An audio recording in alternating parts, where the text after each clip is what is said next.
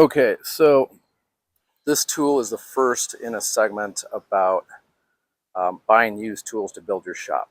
I have some really nice miter saws, but here's the deal. They're way too big, and I spent all my money buying those, and now I didn't have any money to buy a smaller miter saw.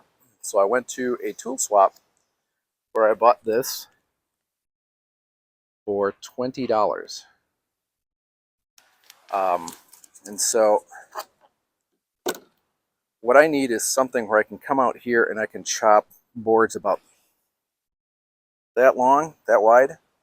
I need to be able to just cross-cut them accurately. I need to make angles and miters and stuff like that. It's like the spring's seen better days. That's fine.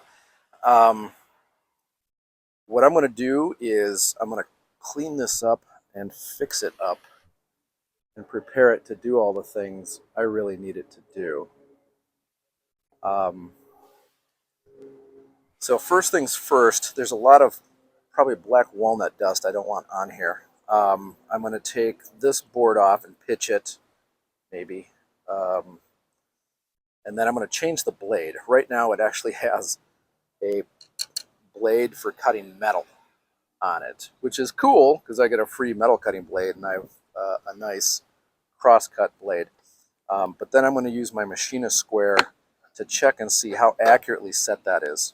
I'm going to show you some things about setup as far as I can figure them out, and kind of go through why used tools are such a bargain in terms of improving your productivity if you're on a budget. First things first, I'm going to use the blower vac that I have, the blower component, to clean off the dust. I may be allergic to it. You may be allergic to it. Nobody knows. I'm not even sure for sure what it is. It probably is black walnut, but better safe than sorry. Wear a mask if it's going to be really bad. I'm outside. I'm going to try and stay out of the way.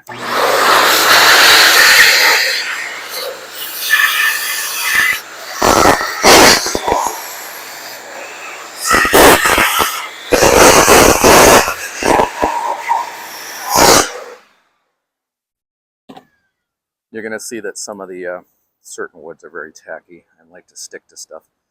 So anyways, I'm going to wipe it down, and then I'm going to start swapping out the blade and doing some other checkups. Okay, you're going to find out right alongside me what it takes to change the blade on this guy. Looks like we got a winner there. Which is nice because then I can use my, oops, yeah. Get a little sticky. I have to wax that before I put it back in. But usually with these guys, yeah, what happens is you unscrew this part and it reveals a bolt here, and I need to grab a wrench. Give me a second. Okay, so the tricky part is usually there's a spindle lock. There's a way to stop this thing. I have to find it.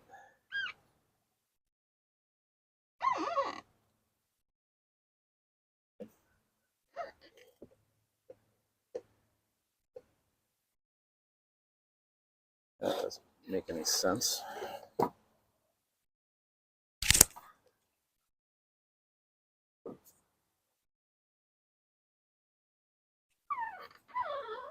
So just grab the blade.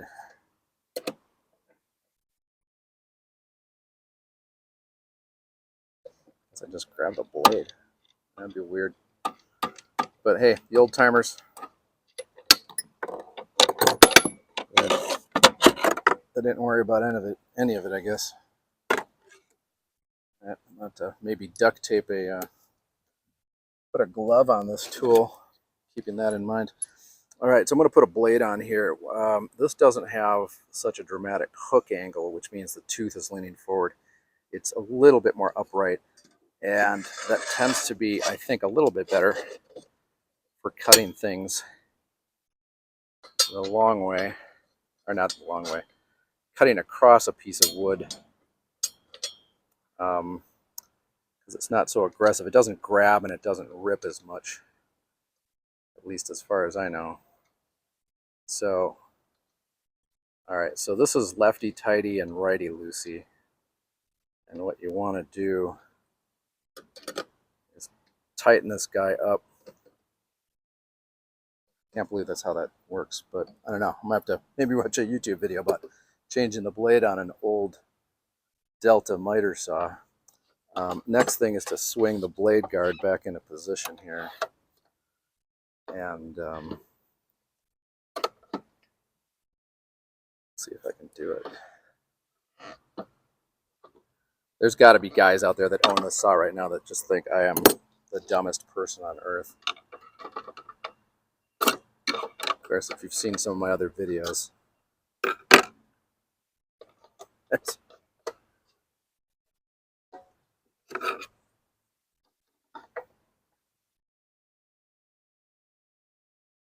Okay, so anyways, that's righty-tighty.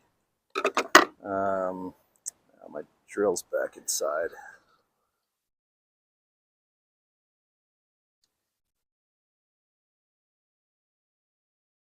Just gonna snug this up.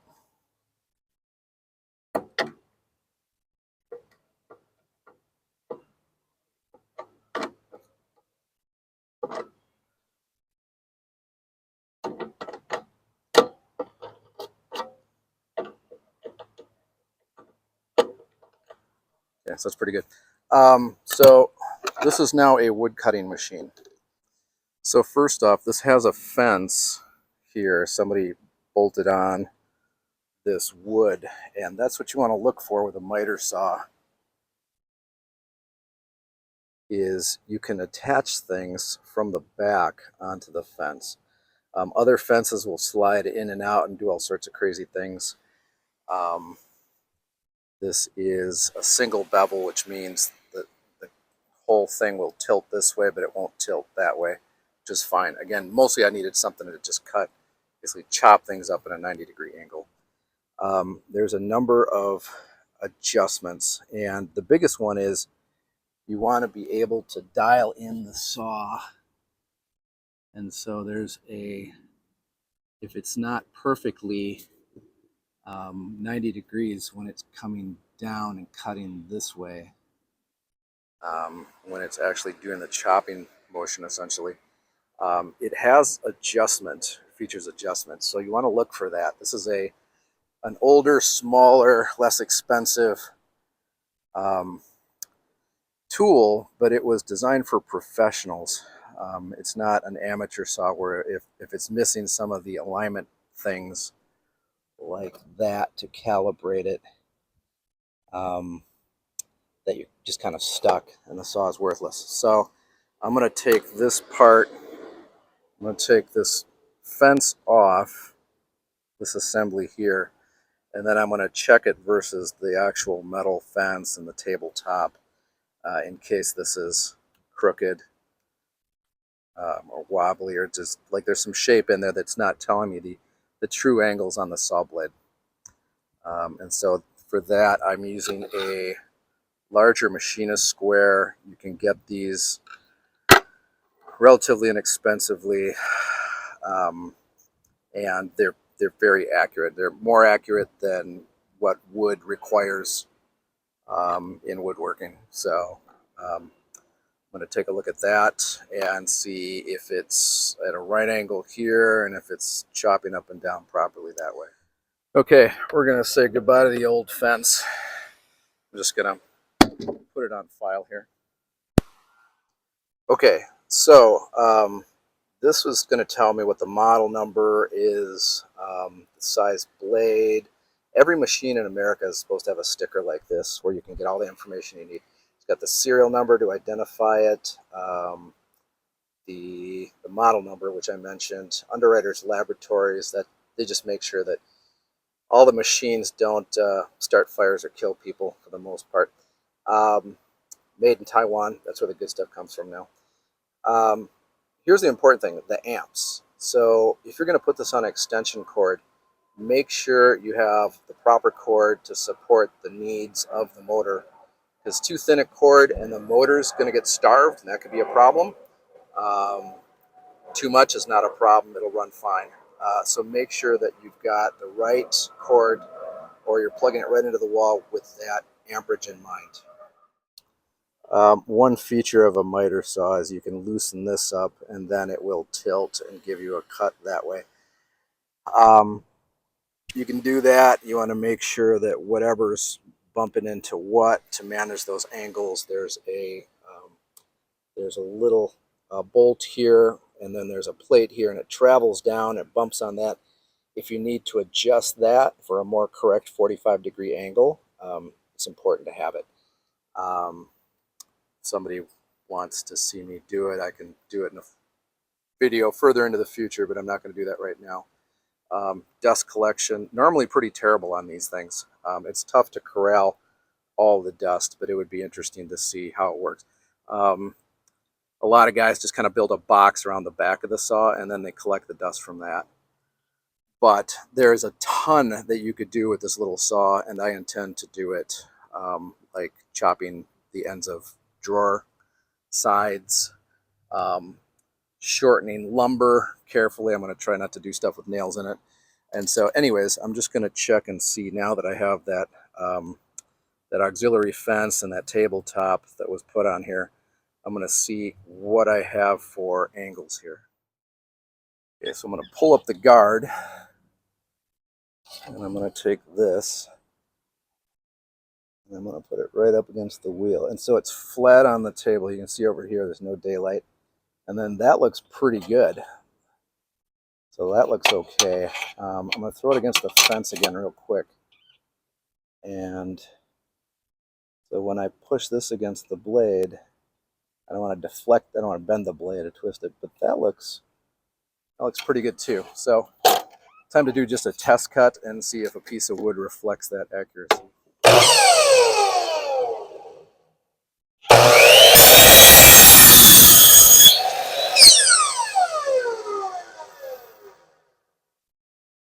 Make sure you let it stop before you start playing with it. So as you can see, there's not a zero clearance fence in here.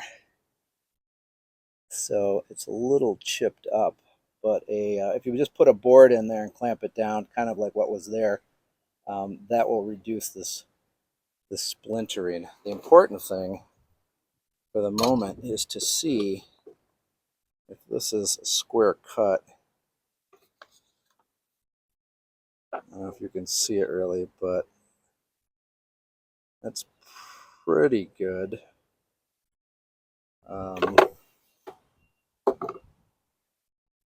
And so it'll take a little bit of tuning up to get it super accurate.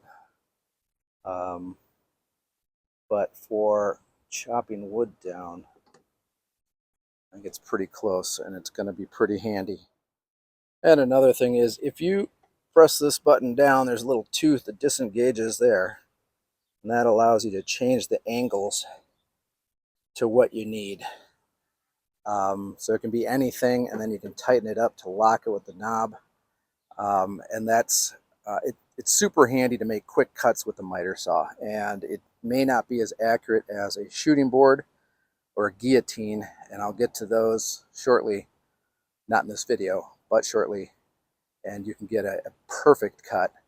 But this is a pretty good cut, and it saves you a lot of time. So super handy tool.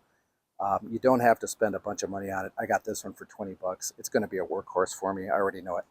So hope this video helps so far.